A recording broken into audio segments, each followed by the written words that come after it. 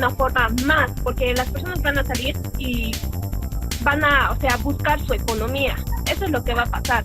Entonces, lo que se trata de hacer en el Perú es ganar tiempo para que esto todavía siga aumentando, o sea, obviamente va a seguir aumentando, pero que aumente de una forma lenta y no tan apurada. Entonces, yo creo que no se debería de levantar la cuarentena. Muy bien, gracias. Claro, esa es un poco la política, ¿no? Es una forma la política de pronto que se extienda un poquito más la cuarentena y con eso ganamos para que se vaya atendiendo la gente de poco en poco en los hospitales. El problema va a ser que cuando de pronto no existan camas UCI y entonces la gente pues va a fallecer porque no tiene una atención de salud como ese. Por eso que hay una postura de que esto debe extenderse un poco más de tiempo. Muy bien, ¿qué más piensa? Yo agradezco la participación de la compañera. A ver, los demás, ¿qué piensan?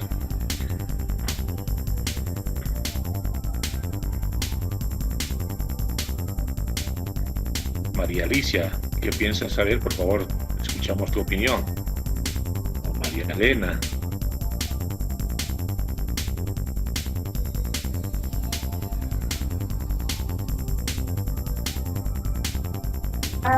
Profesor, buenas noches.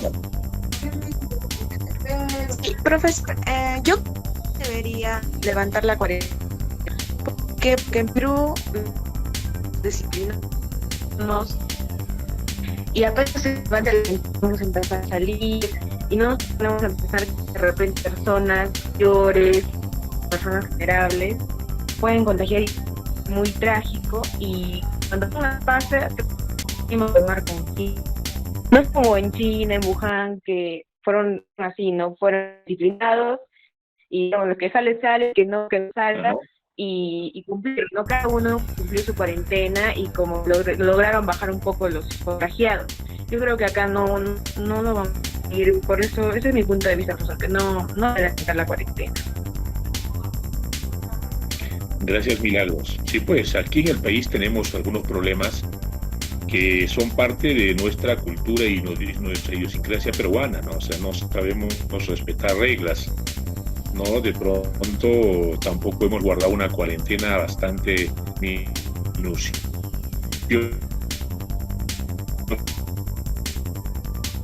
Como de repente, como para decir ya, pues por lo menos hemos tenido con nuestras compañeras anteriores, esencialmente un poco alargar, ¿no? Alargar la necesidad de cubrir una atención de salud. El problema en el país, pues en torno a salud, en torno al servicio de hospitales es bastante crítico. Que todos lleguen al mismo tiempo al hospital, pues definitivamente satura y muchos de ellos van a fallecer. Se da fundamentalmente alargar para que la atención sea un poco progresiva y de pronto vayamos encontrando algunos cercos epidemiológicos, dice, ¿no? De tal forma, por ejemplo, yo tengo en este momento a todos ustedes y un cerco epidemiológico significa ubicar dónde está cada una de las personas y quiénes son las personas que son portadoras. De tal forma ellos les obligamos a que se queden en su casa. Eso es lo que han hecho en algunos países, ¿no? De tal forma han ido controlando, pero en este momento en el Perú ya tenemos un desborde y un descontrol respecto a esto. Muy bien, ¿alguna otra opinión? A ver, dos opiniones más para ya luego entrar al tema que justamente el día de hoy se refiere a lo que es expresión oral. ¿Ya? Entonces, busco más participaciones de parte de ustedes.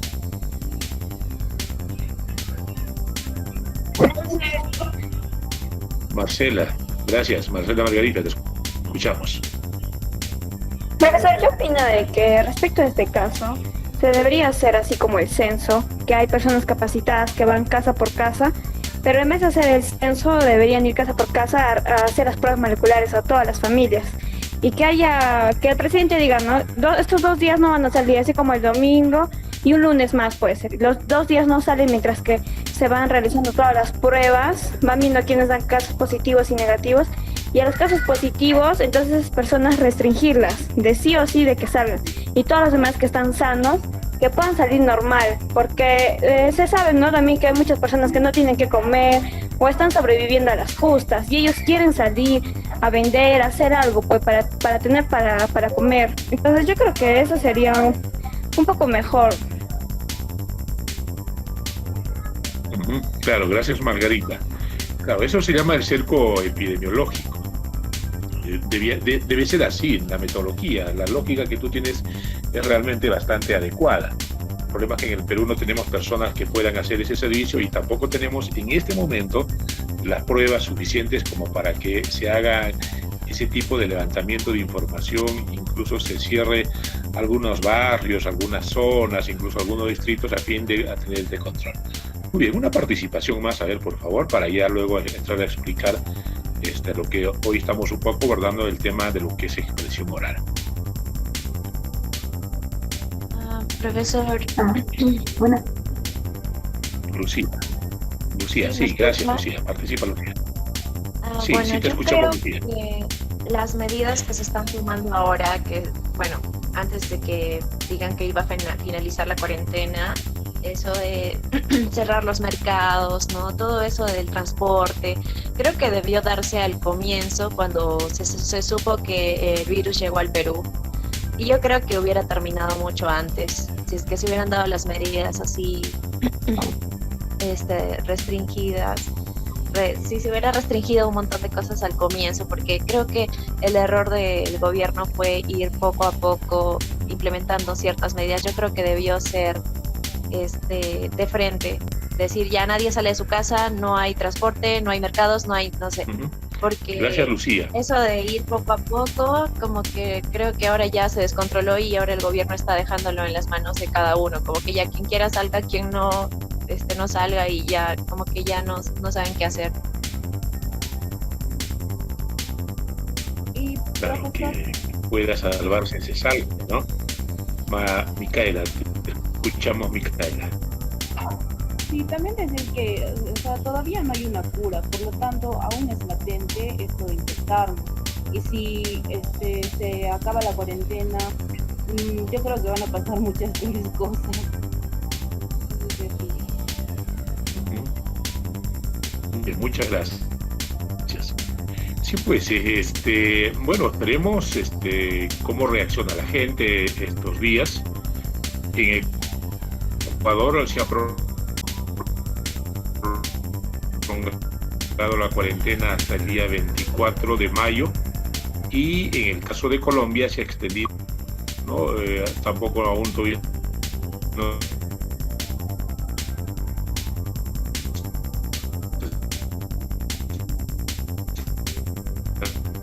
sabe qué van a hacer en Chile o en Argentina. Aquí en el Perú hay un fuerte que de pronto no adecuadamente, ¿no? Y de tal forma que podemos estar lamentando y de repente volviendo la próxima semana, o los próximos meses, una segunda ola que podría complicar más el tema de la cuarentena, ¿no? Eso es una opinión de algún sector. Incluso creo el responsable de la Organización Mundial de la Salud ha manifestado que sería un error levantar la cuarentena en estas circunstancias. Bueno, pero más allá de estas cosas, veremos qué sucede entre hoy y mañana. El sábado ya sabremos exactamente, con mucha tranquilidad y seguridad, qué es lo que está pasando en el país. Muy bien, entonces para el día de hoy hemos preparado trabajar la segunda parte referido a lo que eran la parte de la comunicación oral y que está orientado a lo que es la expresión oral. Entonces, lo que hemos hecho en este momento justamente es hacer un ejercicio de lo que es la expresión oral, ¿no? La expresión oral es una de las habilidades lingüísticas que en la escuela históricamente se ha ido trabajando y siempre se ha creído que los niños y las niñas, ¿no es cierto?, han aprendido a hablar por su propia cuenta, o lo han aprendido en la calle, con la familia o con los amigos, etcétera, y de pronto pues no habría la necesidad o tampoco faltaría, ¿no es cierto?, las condiciones para poder hablar bien. Y eso también ustedes de alguna forma hacen el mismo ejercicio, ¿no? Nadie nos ha enseñado a cómo hablar, ¿no? A nadie nos ha dicho cuáles son los procedimientos, más bien sí, por ejemplo, para leer, de igual forma para escribir, ¿no? También para escuchar. De pronto, la semana pasada nosotros reflexionábamos y existe bastante teoría respecto a eso, pero sin embargo yo creo que es importante que también existan algunos procedimientos que en la escuela debiéramos un poco abordar desde la perspectiva de lo que es la expresión oral y al mismo tiempo trabajar esto como una habilidad que podría tener una potencialidad. Entonces, nosotros cuando un poco reflexionamos, encontramos más o menos algunos tipos de textos y necesidades orales en la escuela y en la sociedad. Y esto es importante un poco destacar, ¿no? Por ejemplo, hay un tipo singular donde un receptor o más tienen la posibilidad inmediata de responder y por lo tanto ejercer el papel de emisor es bastante fluido, ¿no? Entonces, de tal forma el diálogo es de ida y vuelta, ¿no? Y de tal forma también podemos decir que en esa perspectiva de un receptor y que de alguna forma no tiene estas posibilidades, pues tiene algunas situaciones complicadas. La otra es la dual, ¿no? Donde hay dos interlocutores que pueden adoptar alternativamente los papeles de emisor y receptor en una comunicación que se establece. Lo que de pronto hacen dos personas, dos amigos o un grupo por lo menos reducido de personas que pueden trabajar permanentemente esta posibilidad, ¿no? O lo plural, ¿no? Tres interlocutores o más que pueden adoptar alternativamente los papeles de emisor y receptor. Como ustedes ven, más o menos son tres modalidades que se tiene. La primera singular, lo que de pronto en este momento estoy haciendo y ustedes están al frente, y si estuviera en el aula también podría ser esa la misma característica. La dual, fundamentalmente de dos personas, donde la relación es bastante fluida. Por ejemplo, la comunicación por el teléfono es dual, ¿no? Donde si uno calla, el otro de pronto habla, ¿no? Y hay una interrelación permanente. Y la otra es la plural, donde de alguna forma tenemos que suplir la necesidad de escuchar y hablar cuando somos más de 3 o 4. Estos son los tipos y necesidades orales que de pronto siempre tenemos en el ámbito de trabajar. Entonces, nosotros podemos encontrar dos modalidades de comunicación oral, ¿ya? Uno, la autogestionada, y la segunda, la plurigestionada. La autogestionada es esta capacidad, ¿no?, de que tiene un orador o alguien que está al frente, la capacidad de hablar en público y esencialmente convencer, ¿no?, persuadir a las personas que le están escuchando. Pues de tal forma, ese tipo de estructuración de discurso requiere un poco más de gestión, más de ordenamiento, porque hay técnicas que uno puede hacer, ¿no? Por ejemplo, los políticos, algunos aprenden teóricamente y algunos van aprendiendo también de forma natural y tienen la capacidad de persuadir a un grupo de personas, ¿no? Y de tal forma lo que dicen, lo que expresan está adecuadamente estructurada y eso permite que de alguna forma le podamos escuchar y la podemos oír. Y la plurigestionada, ¿no es cierto?, es una conversación de intercambio entre varios interlocutores donde fundamentalmente vamos un poco turnando las cosas que hacemos. Una asamblea, por ejemplo, es una modalidad de comunicación plurigestionada, donde se plantea un tema y de pronto participan varias personas para poder debatir y para luego ir alcanzando algunas conclusiones respecto a esta temática. Entonces, ahí tienen dos modalidades que también hay que ejercitar, porque cada una de ellas necesita que cada persona podemos un poco organizarla y gestionarla de forma. No todos necesariamente tenemos las capacidades para poder expresar ese tipo de comunicación oral expresada en el aula o trabajada con modelos adecuados, ¿no? Entonces, eso es importante también destacar. Ya, en torno a la comunicación oral hay varias formas de modelos teóricos, ¿no? Entre las cuales más o menos se diferencia que hay necesidad de tener algunos conocimientos y también habilidades y también algunos mecanismos con la cual facilita a uno interactuar frente a un grupo de personas, ¿no? Por ejemplo, se requiere manejar algunas formas de conocimientos, por ejemplo, ver cuál es la secuencia de las ideas que yo tengo que colocar en un grupo determinado, ¿no? Tengo que tener los procedimientos, por ejemplo, de cómo usar adecuadamente el discurso. Todos los procesos de los discursos, como veremos más adelante, tienen un inicio, un desarrollo y un final. O sea, hay que saber gestionar todo ese procedimiento. También existe, pues, en el habla o en la expresión oral, esencialmente algunos comportamientos que tienen que ver con algunos actos de expresión, con el manejo de algunas habilidades que requiere definitivamente que adaptarse en el momento en que interactuemos. Entonces, el hecho de hablar no es que, como mucha gente decía, simplemente es porque se aprende en la calle o en la familia, sino requiere definitivamente que gestionarse de la mejor forma. Ya, para Casani, como ya lo habíamos visto en la primera parte, habían las macrohabilidades y las microhabilidades. Las macrohabilidades en sí mismo vienen a ser las 4 grandes habilidades comunicativas, ¿no? El escuchar, el hablar, el comprender y el escribir. Mientras que las microhabilidades son aquellas cosas que uno debe ir afianzando, ¿no? Entonces, estas microhabilidades son de alguna forma necesarias vías de manejarse como tal. Entonces, por ejemplo, dentro de las microhabilidades de la expresión oral, Casani plantea la necesidad, por ejemplo, de una primera etapa de saber planificar el discurso. Cuando se refiere Casani al discurso, no se refiere a un discurso que necesariamente hay que pronunciar frente al aula, sino es un discurso es aquello que tú vas a requerir para poder intercambiar con las personas, ¿no? Entonces eso debe planearse, decir sobre con quién voy a hablar, de qué voy a hablar, cómo va a ser los soportes que yo voy a tener, cómo voy a anticipar, cómo voy a interactuar. Entonces existe toda una etapa de la planificación. Entonces ese es el antes de hablar, el antes de discutir o el antes del diálogo, que también en el modelo didáctico que veremos en la próxima sesión, en el modelo educativo peruano o dentro del currículo nacional también se considera como tal. Entonces hay una etapa de la planificación del discurso, o sea, hay que planear etapa. Luego hay que conducir el discurso, ¿no? O sea, de hecho que de poder trabajar hay que ver cómo lo vamos a plantear, conducir la conversación, por ejemplo, hacia nuevos temas, desviar de repente ese tema de conversación que yo tengo, etcétera, ¿no? Entonces, uno tiene que gestionar la conversación. Uno puede querer conversar de repente 3 minutos o de repente querer conversar 1 hora.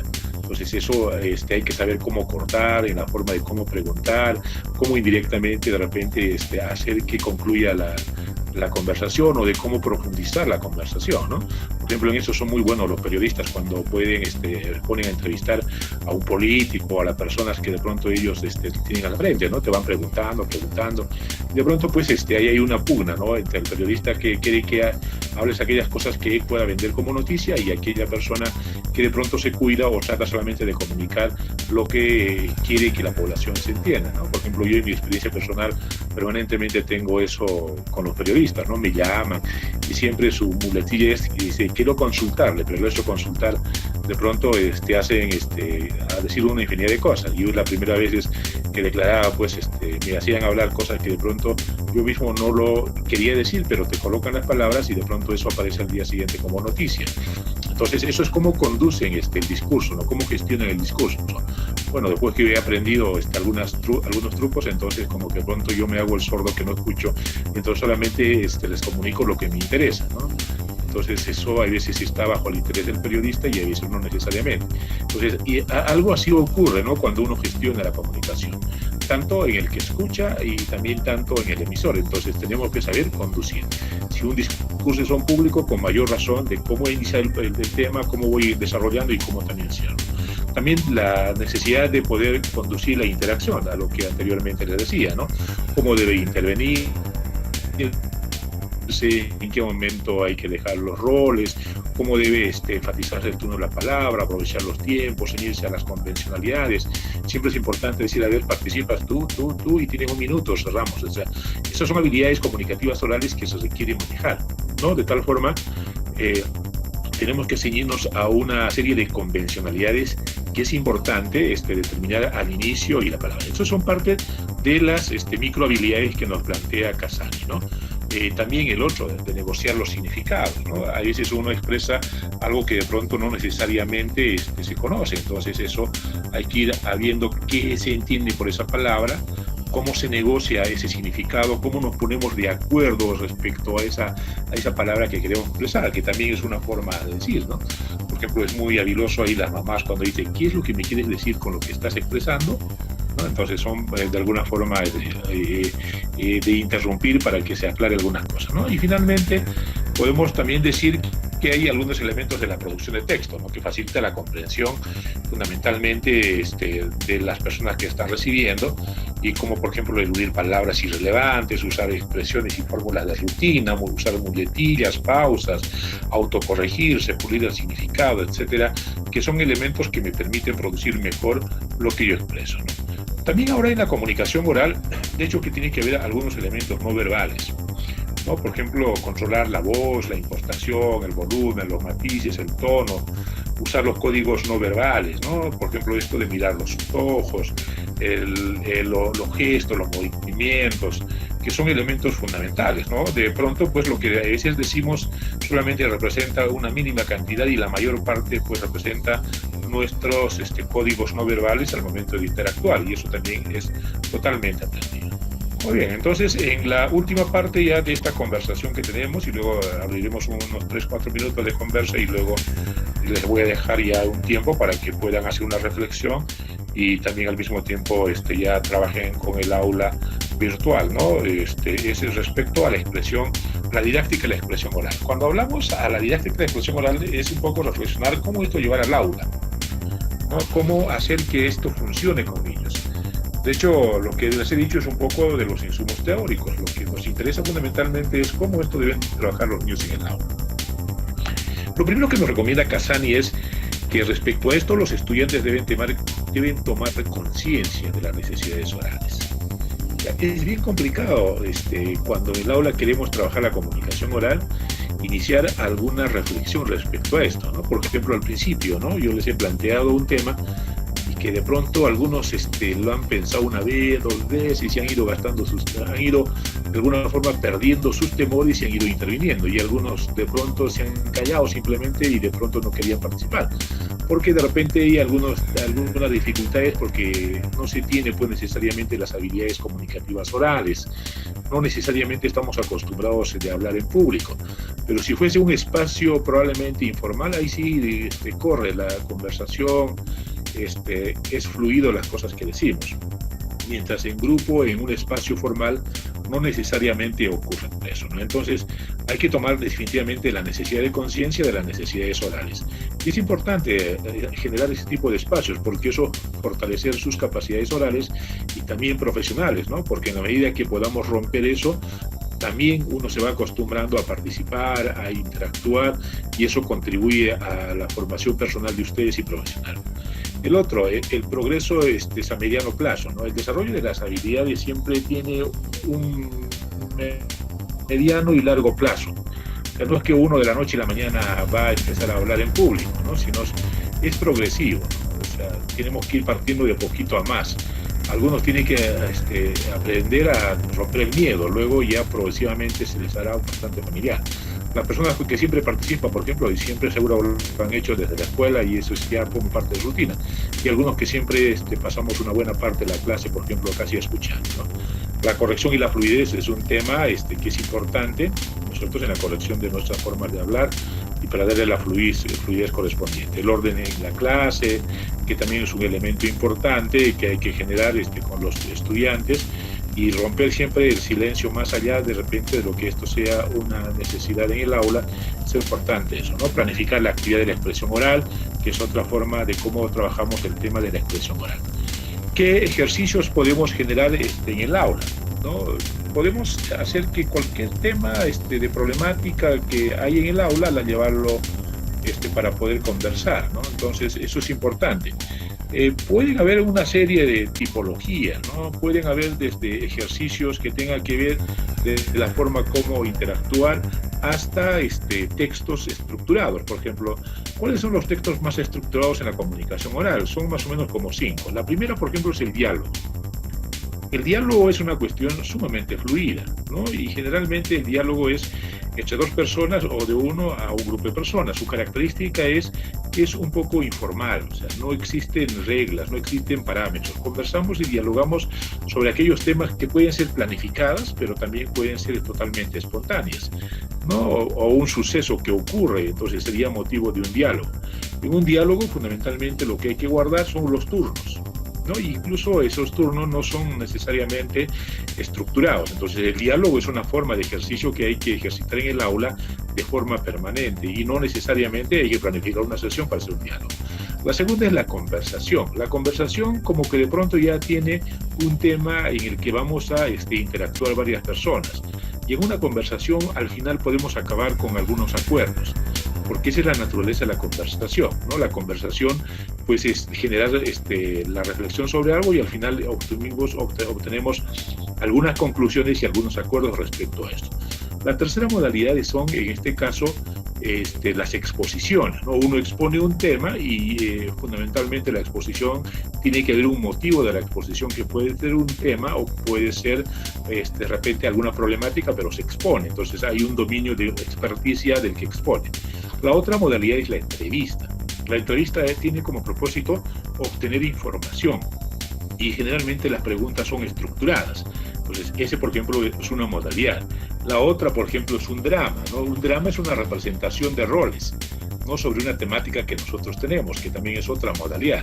El discurso, ¿no? El discurso, por ejemplo, es un acto muchísimo más protocolar. Hay discursos de tipo religioso o sociales, hasta políticos o educacionales, ¿no? El discurso tiene ya una estructura mucho más profunda porque tiene un inicio, tiene un proceso y tiene un cierre, y esencialmente releva algún contenido que se plantea.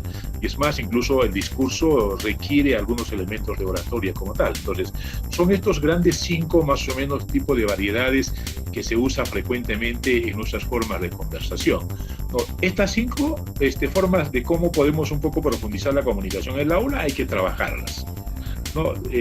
Cualquiera sea el tema, o sea, yo no necesito necesariamente trabajar comunicación oral para desarrollar esta habilidad en el aula. Puede ser un contenido de ciencia y ambiente, puede ser de igual forma cualquier circunstancia que podamos plantear. Entonces, esos son más o menos la tipología que hay que trabajar en la perspectiva un poco de generar la comunicación en el aula. Entonces, ya para concluir la sesión, entonces hemos un poco trabajado cuáles son los ejercicios y recursos de la expresión oral que había que hacer. Aquí de repente me estaba olvidando que hay algunos ejercicios que también se puede hacer, por ejemplo, de cómo verbalizar, de cómo generar, por ejemplo, la buena entonación, las distancias, ¿no? Y hay algunos ejercicios, por ejemplo, como el de generar, trabajar con el canto, con la declamación, que de alguna forma en un tiempo determinado era casi un ejercicio que los profesores hacían constantemente en las aulas, ¿no? Por ejemplo, jugar a las adivinanzas, a los juegos verbales, etcétera, ¿no? Entonces, esos eran algunos elementos que se usaban en el aula, ¿no? Entonces, a modo ya de conclusión, y también un poco aperturar luego alguna conversación con ustedes, yo quiero resumir, ¿no? Entonces decíamos que la expresión oral, ¿no es cierto? Algunos consideran que no debe ser enseñado en la escuela porque eso es casi normal y voluntario, pero algunos consideran que sí es necesario desarrollar estas habilidades en la escuela de tal forma que podamos un poco reflexionar sobre eso. Habíamos considerado que habían algunos tipos de necesidades comunicativas orales, una singular en el que había un emisor y había varios receptores, el dual, que en el que había 2 personas en el que interactuó, el plural, más de un interlocutor. También habíamos encontrado que había una forma de comunicación autogestionada y la otra plurigestionada. La autogestionada es cuando uno hace un discurso en un grupo determinado, y la plurigestionada es cuando todos interactuamos, por ejemplo, como en una asamblea para poder debatir. ¿No? También desde el modelo teórico se reconoce que existen algunos conocimientos para poder desarrollar la parte de la expresión oral. De igual forma también hay algunas habilidades que hay que desarrollar intencionalmente para tener competencia comunicativa oral. De igual forma, Casani planifica más o menos las microhabilidades. Cuando me refiero a las microhabilidades, son las que de pronto las que tenemos que plantear cuando trabajemos en la sesión de aprendizaje, ¿no? Por ejemplo, ustedes en la sesión de aprendizaje tienen que visibilizarme en qué momento se hace la planificación del discurso, en qué momento se conduce del discurso, es decir, cómo se va a abordar ese tema a nivel del aula, y qué tipo de preguntas van a haber. Luego, de igual forma, también cómo se van a conducir las interacciones, los turnos de palabras, hacer una lista en la pizarra, no sé, una serie de formas de interactuar. Luego, negociar algunos significados de lo que se va conversando. El significado se negocia cuando de pronto estamos conversando y no se entiende una palabra y se reflexiona sobre la necesidad de entender esa palabra. Luego, definitivamente hay que producir el texto, y cuando nos referimos a producir el texto necesitamos planificar, pensar en cómo lo vamos a hacer.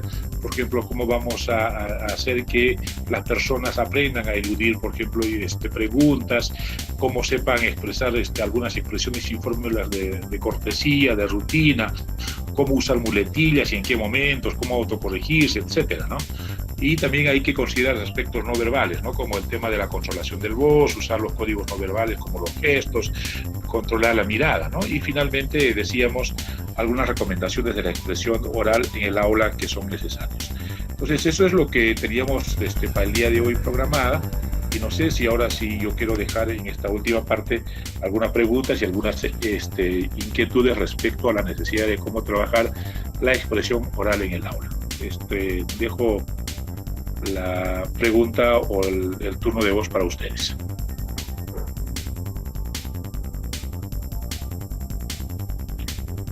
Si no lo quieren decir por oralmente, lo pueden usar por favor también el chat.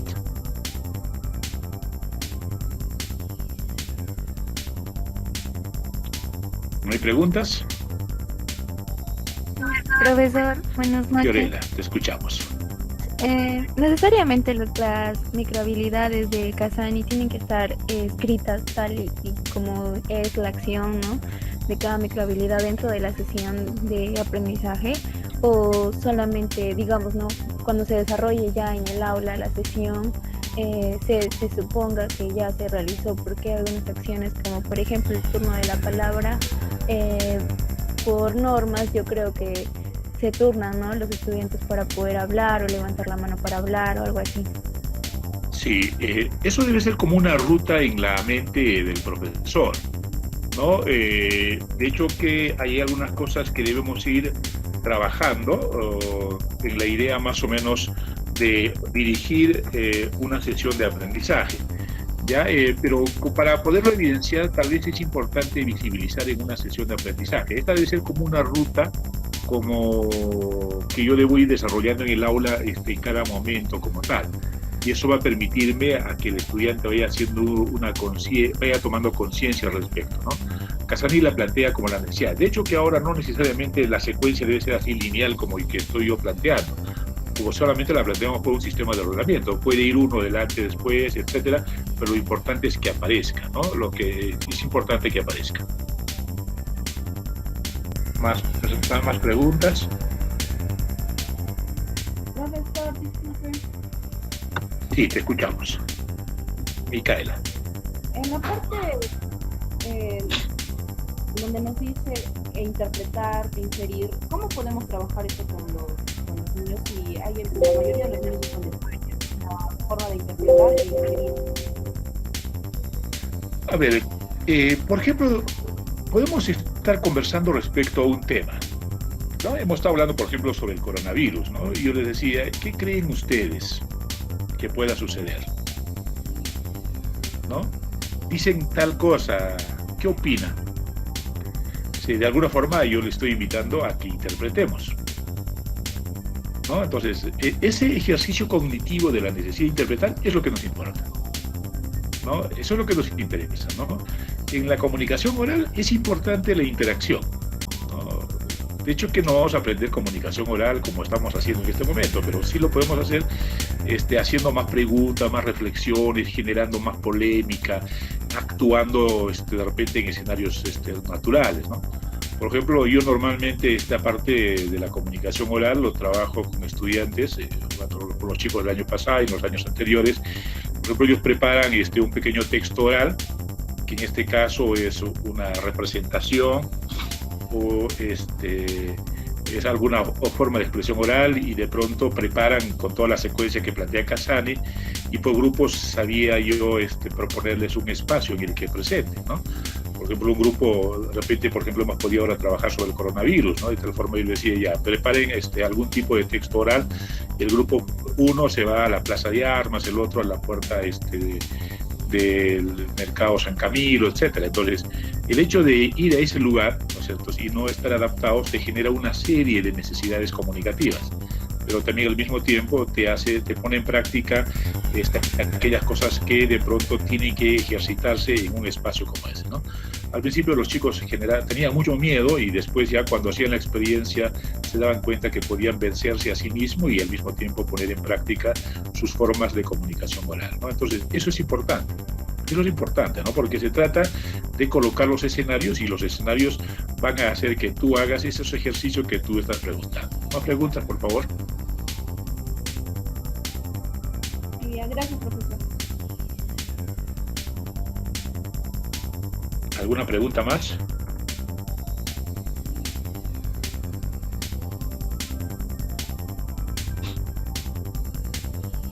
Mike.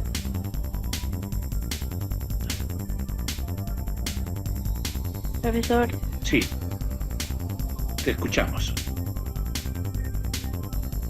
Bueno, yo Luchi. creo que la mayoría de personas no participan ni en el aula presencialmente ni virtualmente como ahora, porque creo que a muchos de nosotros cuando estábamos en el colegio, a veces los profesores pues nos hacían sentir mal si es que participamos y decíamos algo fuera de contexto o si algo no tenía mucho sentido, entonces el profesor como que te hacía sentir mal.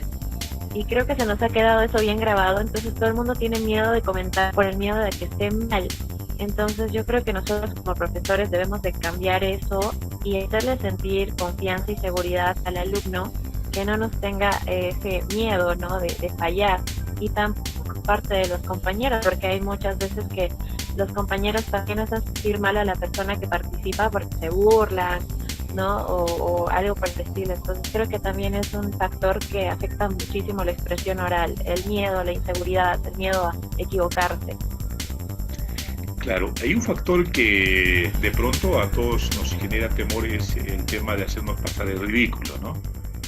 Como que de pronto cuando uno participa y tiende a equivocarse, simplemente la gente se ríe, ¿no? O te critican y te dicen, mira, ¿qué has dicho? ¿Cómo lo has podido decir? ¡Qué vergüenza!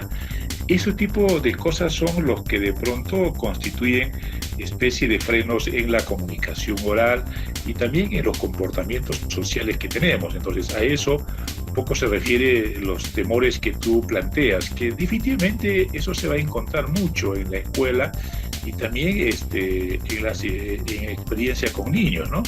Porque por lo menos ahora hemos superado bastante, ¿no?, en la perspectiva, por ejemplo, de conversar en casa, ¿no? Antes los modelos eran mucho más restringidos, ¿no?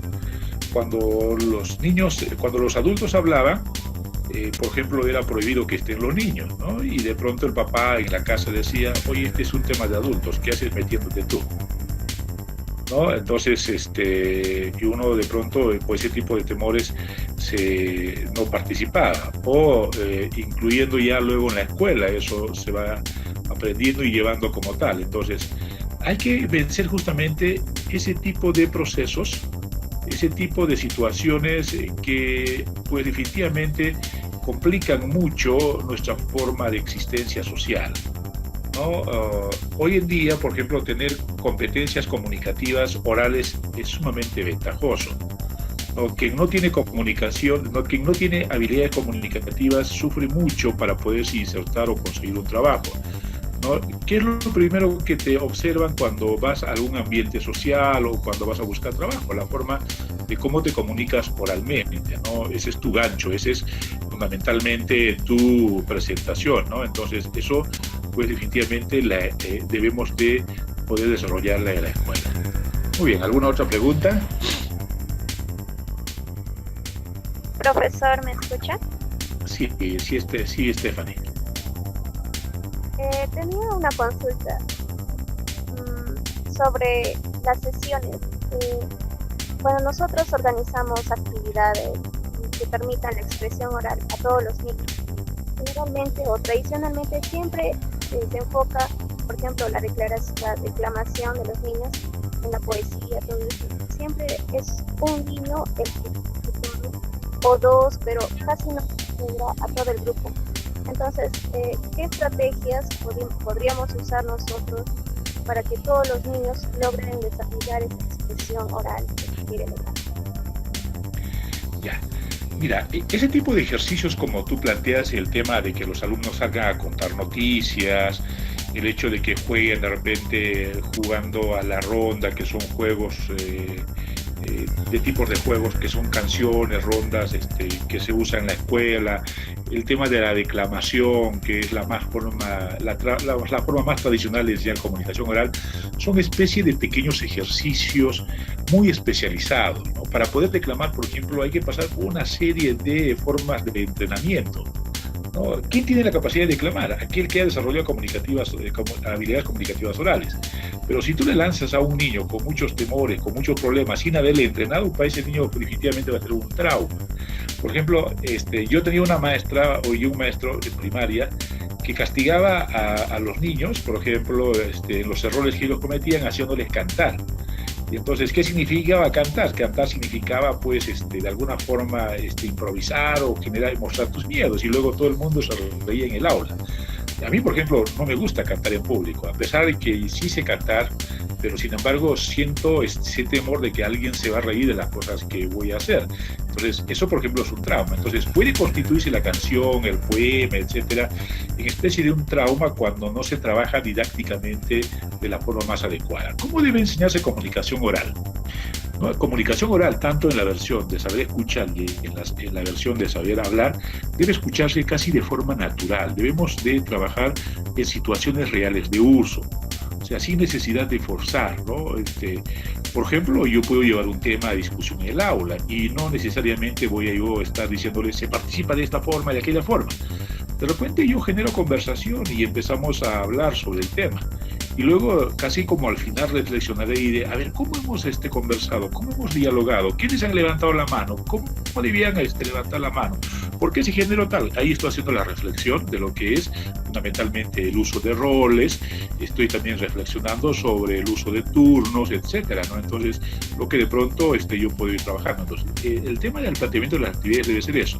Tanto en expresión y comunicación oral, no debe preocuparnos mucho cuando estemos planificando o trabajando en el aula el tema del contenido, sino es fundamentalmente más la idea de que se genere la actividad de forma auténtica, ¿no? Y sobre eso yo tengo que ir trabajando con los estudiantes la necesidad de la reflexión. ¿Alguna otra pregunta más? Ya. Si no hubiera, voy a hacer esta pequeña presentación última. Esto ya es un poco visualizando lo que más o menos dice el diseño curricular nacional respecto a las pautas didácticas, o también en el caso del ministerio habla como los modelos o los procesos pedagógicos, ¿no? O también le llaman los modelos didácticos, ¿no? Y como ustedes saben, hay modelos didácticos en comunicación, en matemática, en personal social y en ciencia ambiente. Cuando hablamos de los modelos didácticos, también nos estamos refiriendo a lo que de pronto habla Casani como microhabilidades. Ya, en el caso, por ejemplo, de la competencia comprende textos orales y se expresa textos orales, plantean fundamentalmente esos tres momentos, ¿no? El antes del discurso, que para el caso de Casani sería la planificación del discurso. Durante el discurso, ¿qué es lo que tienen que hacer? ¿No es cierto? Lo que para Casani nos habla sobre la forma de cómo vamos a negociar, cómo vamos a cómo van a representarse los roles, qué cosas es importante ponerse de acuerdo, etcétera. Todas cosas en el discurso, ¿no? Y después, el después del discurso, ¿no? Después de que cierras el discurso hay la necesidad de reflexionar, ¿no? ¿Qué es una conversación? ¿Qué es un diálogo? ¿Qué es una entrevista? ¿Qué cosas se gana? ¿Por qué la necesidad de trabajar? Entonces, como aquí en este recuadrito plantea, dice, ¿qué son los procesos didácticos? ¿No? Son más o menos especie de pautas de la secuencia didáctica de lo que debe estar presente en lo que se trabaja en el aula. Entonces, esto debe aparecer en la secuencia de la sesión de aprendizaje, tanto de la expresión oral, tanto de la comunicación oral. Entonces, ese va a ser una pauta y el que también yo tengo que ir un poco cruzando la necesidad de ir incorporando las microhabilidades.